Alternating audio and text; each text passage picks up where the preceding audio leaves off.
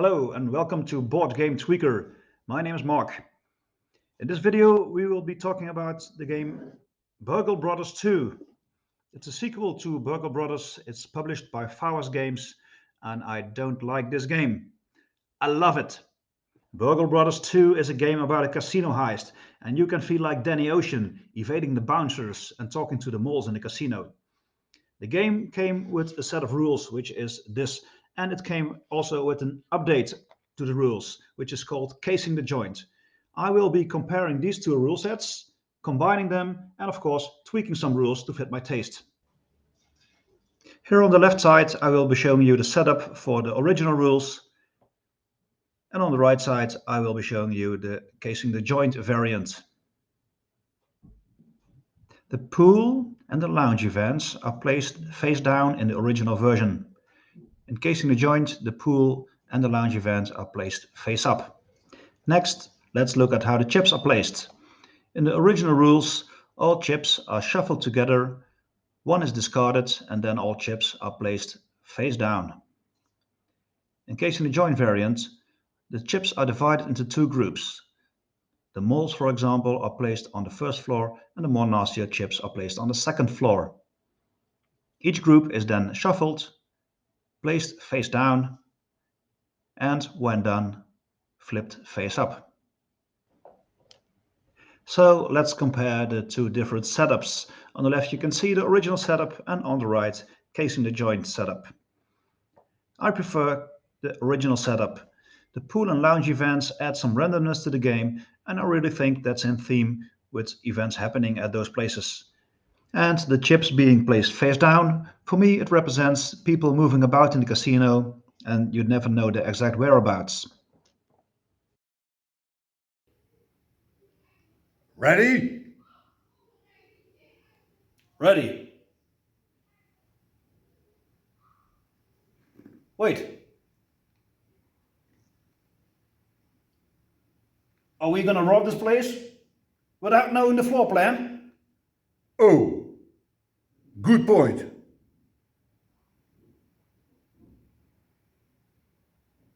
As we all know, a casino heist needs some preparation.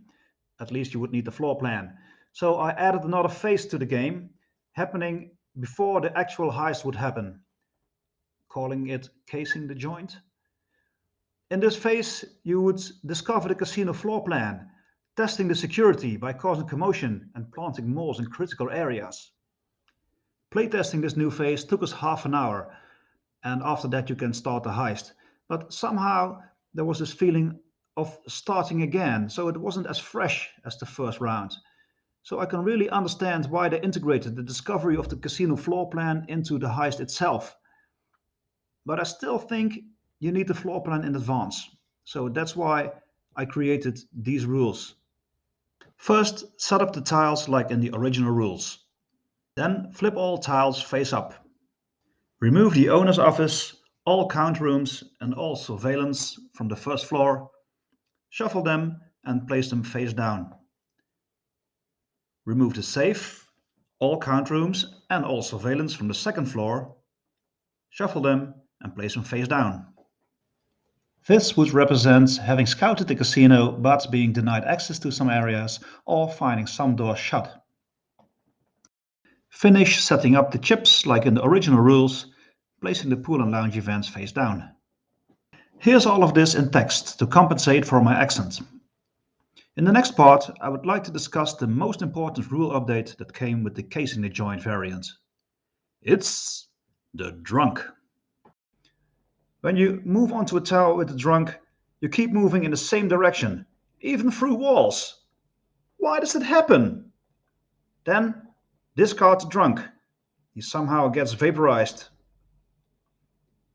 When this happens on the second floor, reveal the drunk and then a wormhole opens up on your tile, teleporting you to the other floor. Again, why? Why does it happen? Then discard the drunk. I really hate this rule. Luckily, in the updated rules, the drunk has changed. Now, when you move onto a tile containing a drunk, just reveal the tile, and when you move off the tile, the drunk will follow you around. You can't use any while here actions on the tile, and the drunk negates all effects of other chips, including the crowd and the undercover agent. I love these new rules. Now the drunk can be annoying, but can also be used to evade that pesky saleswoman. Furthermore, you can push the drunk down the escalator in the first heist. That's so much fun, it should be mandatory in all games. There are lots of different rules regarding moving into chips and peeking at them. Instead of showing them all, here are my proposed tweaks. You will be able to see a full game being played according to these rules in a separate video. For the drunk and the mole, use the updated rules. And remember to push the drunk down the escalator. The prima donna will command you to come to her when she sees you peeking, and will ask a favor, making you lose one action. Use the updated rules for the saleswoman. Spend 3 actions to get rid of her and relocate her to a random location on the same floor using the patrol deck. A crowd is a nice place to hide, but a bouncer will break it up. However, a crowd is always forming somewhere. The undercover agent is a real nasty one and will need attention. He can summon the bouncer at the blink of an eye and is always on the lookout for anything out of the ordinary. We ended up emphasizing the planning of the turn, making the game easier by revealing the floor plan and harder by changing the rules to some chips.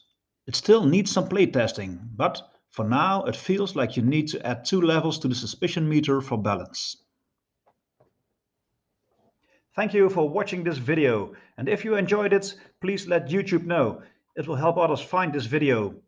If you have any game you would like to see tweaked, please leave a comment. Thank you and see you next time on Board Game Tweaker.